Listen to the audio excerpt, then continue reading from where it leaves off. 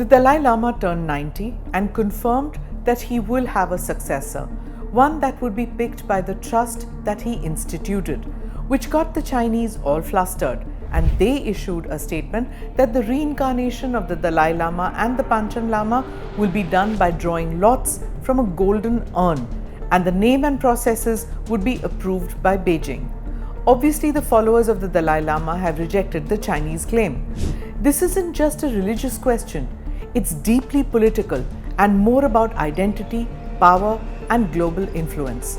So, can there be two Dalai Lamas, one approved by the Chinese and one picked by the trust?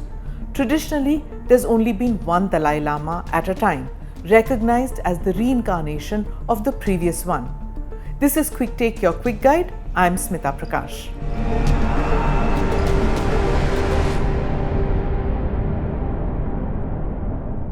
For centuries, Tibetan monks have traditionally chosen the next Dalai Lama after the current one passes away. The process involves signs, visions, oracles, and spiritual tests. But this time, the current Dalai Lama is changing that. He's alive and well, and he wants to decide how the next one will be chosen. He's clearly said that the institution will continue. He's also hinted at where the next Dalai Lama might be born. In the free world. That's a strong message. Not in China, not in Tibet under Chinese rule. Why does this matter? Because China wants control. Beijing says it has the final say in picking the next Dalai Lama. It even has a law passed in 2007 claiming it can approve all reincarnations of Tibetan Buddhist leaders. China insists the next Dalai Lama must be picked through a process it controls. Tibetan leaders in exile based in Dharamshala, India say only the Dalai Lama and his followers have the right to decide. Why the Dalai Lama matters so much to China? China sees the Dalai Lama not just as a spiritual leader, but as a symbol of Tibetan identity and resistance. He has global popularity and also moral authority to challenge China's control over Tibet. And this could continue if the next Dalai Lama is picked by the trust and not by Beijing. And who knows, the impact could be that Tibet might rise against Beijing and ask for independence and autonomy. By trying to appoint its own Dalai Lama, China wants to break the link between Tibetan faith and the freedom on the one side and political ambitions on the other.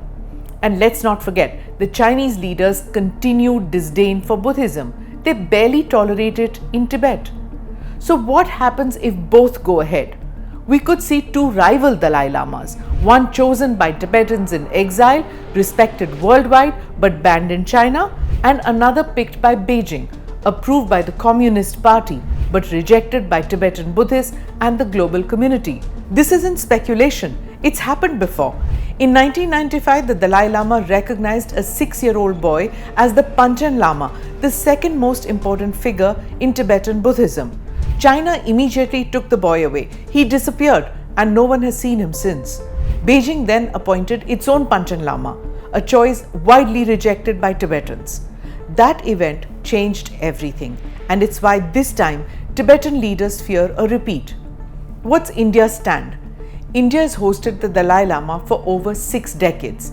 Dharamshala is home to the Tibetan government in exile. In fact, these are the rare visuals from our archives of the Dalai Lama entering India in March 1959. Meanwhile, last week India's Minister Kiran Rijiju made it clear only the Dalai Lama and his institution can pick his successor, not China.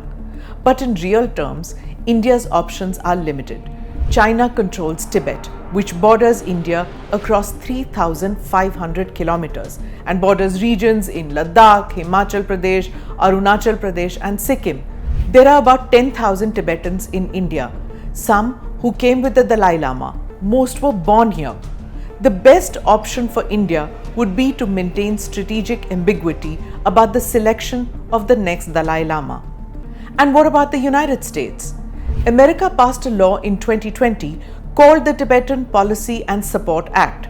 It gives full support to the Dalai Lama's right to choose his reincarnation and even allows sanctions on Chinese officials who interfere.